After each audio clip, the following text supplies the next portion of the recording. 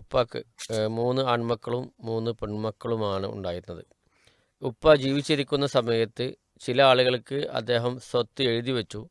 ചില ആളുകൾക്ക് തീരെ എഴുതി വെക്കാതിരിക്കുകയും എല്ലാവർക്കും ഒരുപോലെ എഴുതി വെക്കാതിരിക്കുകയും ചെയ്തു.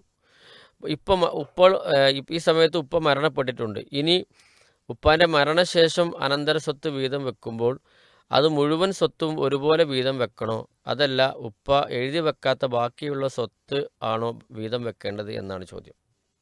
എപ്പോഴും മനസ്സിലാക്കേണ്ടത്, ജീവിച്ചിരിക്കുന്ന കാലഘട്ടത്തിൽ നമ്മൾ സ്വത്ത് നമ്മുടെ മക്കൾക്കും ബന്ധുക്കൾക്കും നൽകുകയാണെങ്കിൽ അത് മരണപ്പെട്ടതിന് ശേഷം ഉള്ള അനന്തരാവകാശത്തിലേക്ക് പോവുകയില്ല.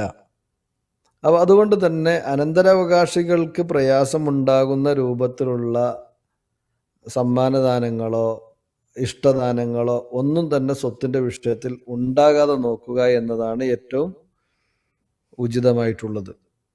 നബി സല്ലല്ലാഹു അലൈഹി വസല്ലമയുടെ അടുക്കൽ വന്നുകൊണ്ട് ഒരു മനുഷ്യൻ ചോദിക്കുകയുണ്ടായി, നബിയെ, എൻ്റെ ഒരു മകന് ഞാൻ ഇന്നാലിന്ന സാധനം നൽകട്ടെ എന്ന് ചോദിച്ചപ്പോൾ നബി ചോദിച്ചു, നിന്റെ എല്ലാ മക്കൾക്കും ഒരുപോലെ കൊടുക്കുവാനുണ്ടോ എന്നാണ്.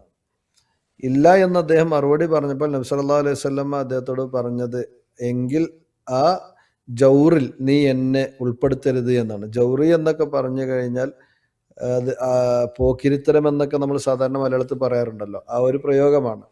അപ്പോൾ ആ നിലക്ക് അതിൽ എന്നെ നീ ഉൾപ്പെടുത്തരുത് എന്ന് പറയുമ്പോൾ തൻ്റെ അവകാശികളായി വരുന്ന ആളുകൾക്ക് സ്വത്ത് തടയപ്പെടുന്ന രൂപത്തിലുള്ള ദാനധർമ്മങ്ങളൊന്നും ഒരു മനുഷ്യനും അദ്ദേഹം ജീവിച്ചിരിക്കുന്ന കാലഘട്ടത്തിൽ ചെയ്യരുത് എന്നതാണ്.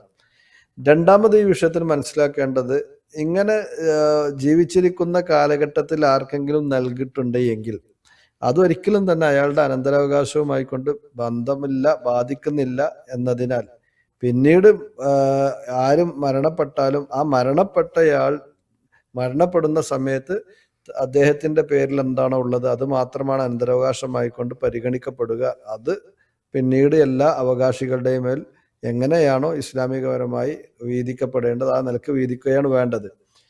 ഇനി കൂടപ്പുറപ്പുകൾ എന്നുള്ള നിലക്ക് തൻ്റെ സഹോദരനൊന്നും ലഭിച്ചിട്ടില്ല, ഞങ്ങൾക്കൊക്കെ വാപ്പൻ്റെ കയ്യിൽ നിന്ന് ലഭിച്ചിട്ടുണ്ട്, അപ്പം അതുകൊണ്ട് തന്നെ അവന് ഒന്നും ലഭിക്കാത്തയാളാണല്ലോ, അതിനാൽ വാപ്പ ജീവിച്ചിരിക്കുന്ന കാലഘട്ടത്തിൽ തങ്ങൾക്ക് ലഭിച്ചതുപോലെയുള്ള ഒരു ഓഹരി അവനും ലഭിക്കേണ്ടതുണ്ട് അല്ലെങ്കിൽ അവൾക്കും ലഭിക്കേണ്ടതുണ്ട് എന്ന് തീരുമാനമെടുത്തുകൊണ്ട് അവർ അവരുടെ ഓഹരിയെ ഈ സഹോദരന് നൽകുകയാണെങ്കിൽ അത് ഈ സഹോദരന്മാർ ആ സഹോദരനോട് ചെയ്തൊരു തബറു, അത് അഥവാ ഒരു സംഭാവന, അതല്ലെങ്കിൽ അയാൾക്ക് വേണ്ടി നൽകിയിട്ടുള്ള ഒരു ദാനം എന്നൊക്കെയുള്ള നിലക്ക് അത് പരിഗണിക്കപ്പെടുകയാണ് ചെയ്യുക എന്നാണ് മനസ്സിലാവുന്നത്. അല്ലാഹു അലം.